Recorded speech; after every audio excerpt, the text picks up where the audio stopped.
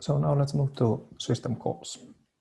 So how does the operating system allow users and programs to use an interface with the hardware and the resources of a computer? The answer to that question is system calls. There is a middle layer which consists of all the functions the operating system gives to the applications to actually communicate with the hardware. When you want to open a file, you need to read from the disk. What you do is that, let's say you double click on an icon in your desktop, okay?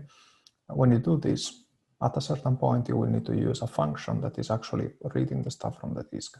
That function belongs to the operating system, which means that when you want to read a file, at a certain point, you will enter a function that belongs to the operating system, and the operating system will take control and do the required job, which is communicate with the hardware, in this case the disk, to read or to write to a file.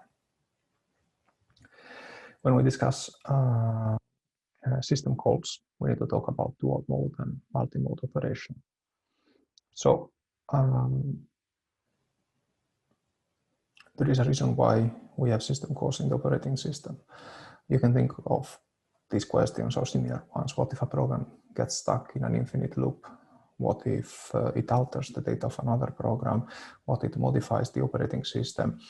You see that there are a lot of things that could happen that are potentially dangerous. So what you want is to protect the hardware and the operating system and the other users by having this middle layer, which you need to give control to the operating system in order to do sensitive operations. Of course, here I'm sort of implicitly assuming that we have a bug-free operating system. It's not a malicious operating system. It's not corrupted, so we can trust the operating system. Of course, if this assumption does not hold, what I'm saying doesn't really make sense, but for this course, let's assume that the operating system is something that is working correctly and that we can trust.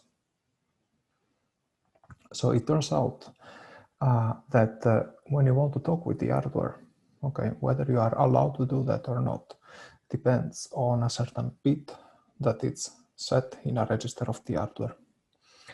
This mode bit, okay, can have two values. Let's assume it just has two values for now.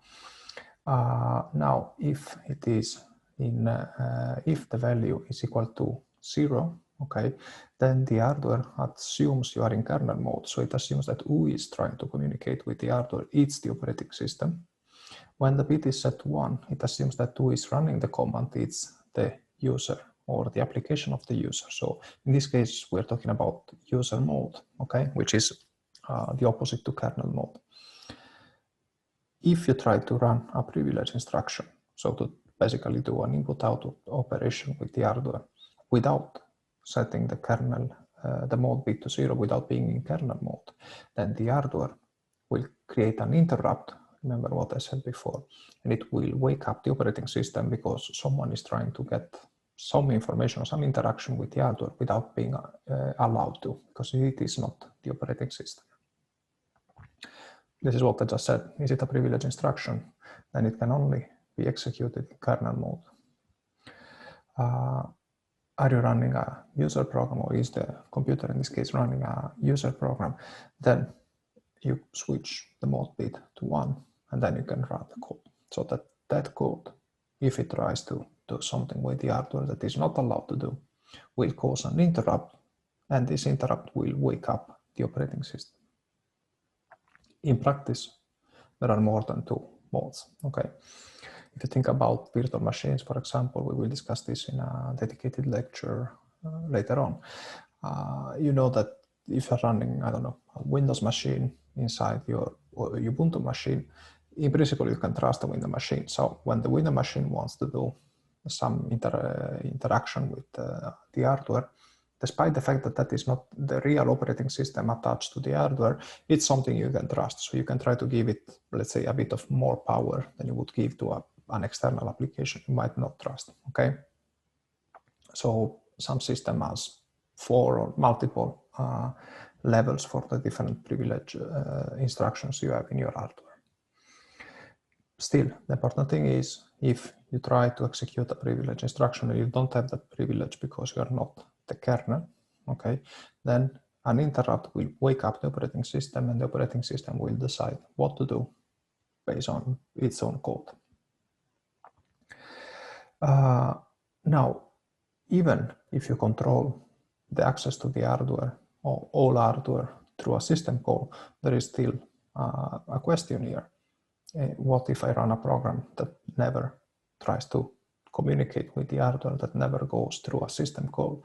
How do I make sure that this will terminate? So in general, can I be sure that each program will generate an interrupt? The answer to that is no.